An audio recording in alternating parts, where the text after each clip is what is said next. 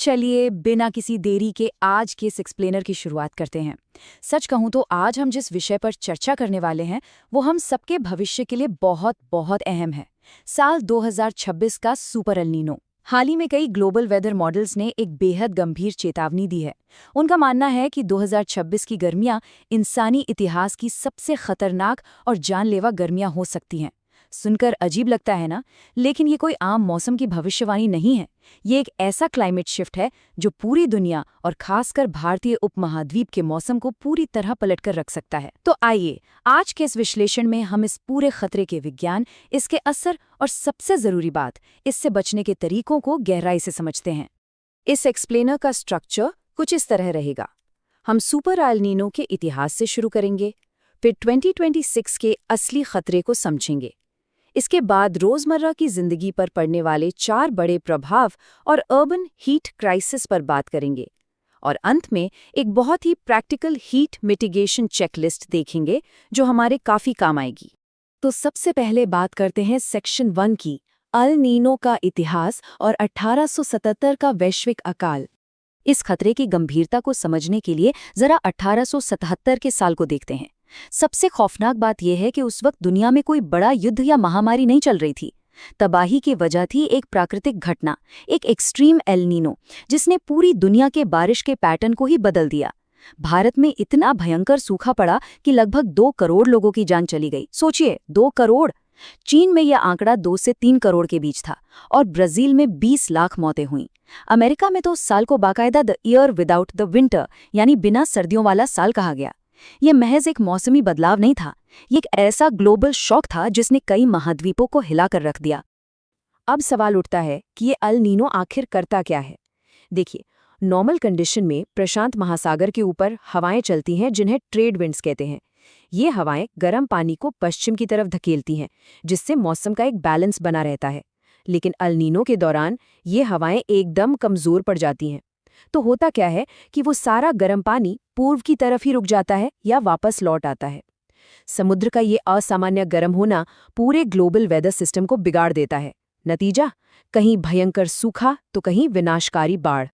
अब आते हैं हमारे दूसरे सेक्शन पर, 2026 का क्लाइमेट थ्रेट, एक जानलेवा कॉम्बिनेशन। 2026 को लेके इतनी घबराहट क्यों है? उसका सीधा जवाब है ये नंबर, 2.9 डिग्री सेल्सियस। ऐतिहासिक रूप से जब भी अल नीनो आता था वो ग्लोबल टेम्परेचर को लगभग 1.5 डिग्री बढ़ा देता था।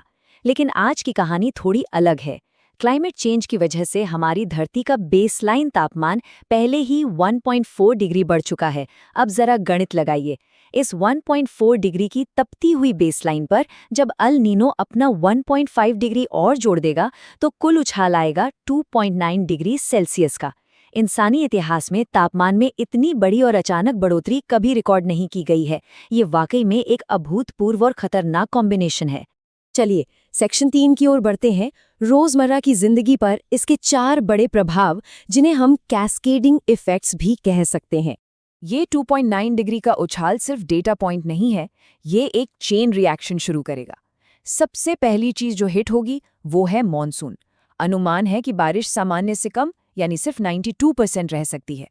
अब क्योंकि हमारे देश की 51% खेती सीधे तौर पर बारिश पर निर्भर करती है, तो दूसरा बड़ा प्रभाव होगा एग्रीकल्चरल डिसरप्शन, यानी खेती में भारी रुकावट। जब जमीन में नमी नहीं होगी तो तीसरा असर दिखेगा भयंकर हीट वेव्स के रूप में, जो पिछले सारे रिकॉर्ड तोड़ देंगी। और फाइनली इन सबका सीधा असर पड़ेगा हमारी जेब पर। फसल कम होने से फूड इन्फ्लेशन, यानी खाने पीने की चीजों की महंगाई लगभग 9% तक बढ़ सकती है।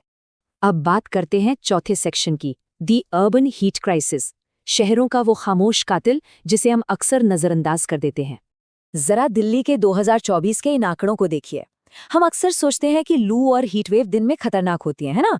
लेकिन असली कातिल रातें हैं। दिन के तापमान में 1.8 डिग्री की बढ़ोतरी देखी गई, लेकिन रात के तापमान में सीधा 4.4 डिग्री का उछाल आया। जब रात में तापमान कम नहीं होता तो इंसान के शरीर को उस हीट स्ट्रेस से रिकवर होने का कोई मौका ही नहीं मिलता, और यही लगातार बनी रहने वाली गर्मी हीट स्ट्रोक का सबसे बड़ा कारण बन जाती है। पर शहरों में ही इतनी गर्मी क्यों होती है? इसके पीछे है अर्बन हीट आइलैंड इफेक्ट। आसान भाषा में समझें तो शहरों में मौजूद कंक्रीट की इमारतें और सड़कें दिन भर सूरज की गर्मी को स्पंज की तरह सोखती हैं और रात भर उसे धीरे धीरे बाहर निकालती हैं। ऊपर से हर जगह लगे एयर कंडीशनर्स जो गर्म हवा बाहर फेंकते हैं, वो इस पूरी जगह को एक भट्टी में बदल देते हैं। यही वजह है कि शहर अपने आसपास के ग्रामीण इलाकों से कहीं ज्यादा गर्म महसूस होते हैं। इस भीषण गर्मी की सबसे भारी आर्थिक कीमत कौन चुका रहा है? हमारे 38 करोड़ इनफॉर्मल वर्कर्स जैसे कंस्ट्रक्शन मजदूर या ठेले वाले। डेटा हमें बताता है कि तापमान में महज 1 डिग्री की वृद्धि से इनकी आमदनी में 14% की गिरावट आती है। और जब भयंकर हीट वेव के दिन होते हैं तो ये गिरावट 40% तक पहुंच जाती है। सोचिए, एक तो काम रोकना पड़ता है और ऊपर से बीमारी या पानी पर खर्चा बढ़ जाता है। ये कोई छोटा मोटा नुकसान नहीं है, ये एक बहुत बड़ा इकोनॉमिक क्राइसिस है। और अगर हम हीट वेव से होने वाली मौतों के आंकड़ों को देखें तो वहां भी एक बड़ी विसंगति यानी डिस्क्रिपेंसी नजर आती है। मौसम विभाग IMD का आंकड़ा लगभग 10,000 मौतों का है, वहीं NCRB कहता है कि 20,000 से ज्यादा मौतें हुई। लेकिन एक स्वतंत्र विश्लेषण के मुताबिक असल आंकड़ा हर साल करीब 1.5 लाख का है। ये फर्क क्यों है? क्योंकि अक्सर डेथ सर्टिफिकेट पर मौत की वजह ऑर्गन फेलियर या डिहाइड्रेशन लिखी जाती है, हीट वेव नहीं। तो जो असली मानवीय कीमत हम चुका रहे हैं वो शायद सरकारी फाइलों में कहीं बहुत कम करके आंकी जा रही है। इन सब के बीच हमारे पास एक बहुत ही नेचुरल और पावरफुल कूलिंग सिस्टम मौजूद है, पेड़। डेटा स्पष्ट रूप से दिखाता है कि बड़े पेड़ अपने आसपास के इलाके को 12 डिग्री तक ठंडा कर सकते हैं। लेकिन विडंबना देखिए, हर 1 वर्ग किलोमीटर नए पौधे लगाने के नाम पर हम 18 वर्ग किलोमीटर पुराने और घने पेड़ों को काट रहे हैं। जो चीज हमें इस तपती गर्मी से बचा सकती थी, हम इंफ्रास्ट्रक्चर के नाम पर उसे ही सबसे तेजी से खत्म कर रहे हैं। खैर, अब आते हैं हमारे आखिरी और सबसे जरूरी सेक्शन पर, पर्सनल हीट मिटिगेशन चेकलिस्ट। खतरे को तो हमने समझ लिया, पर इससे बचा कैसे जाए? ये कुछ रोजमर्रा के कदम हैं जो बहुत काम आएंगे। पहला, दोपहर 12 से 4 बजे के बीच घर या ऑफिस के अंदर रहना बहुत जरूरी है। ये वो वक्त है जब धूप सबसे जानलेवा होती है। दूसरा, ORS हमेशा अपने पास रखें। ये कोई साधारण पानी नहीं है, ये हीट स्ट्रोक के खिलाफ आपकी फर्स्ट लाइन ऑफ डिफेंस है। तीसरा, सिर्फ नए पौधे लगाने तक सीमित ना रहें, अपने इलाके के पुराने पेड़ों को कटने से बचाने के लिए आवाज उठाएं। और चौथा, अगर संभव हो तो घर में सोलर पैनल लगाने पर विचार करें, ताकि हम सब मिलकर कोयले से बनने वाले बिजली पर अपनी निर्भरता कम कर सकें। और हाँ, खुद को बचाने के साथ साथ हमारी एक कम्युनिटी जिम्मेदारी भी है। जो लोग इस चिलचिलाती धूप में बाहर काम करने को मजबूर हैं, जैसे आपके आसपास के सिक्योरिटी गार्ड्स, कोई डिलीवरी करने वाला व्यक्ति या कंस्ट्रक्शन वर्कर्स, उन्हें ठंडा पानी और थोड़ी देर छांव में बैठने की जगह जरूर दी।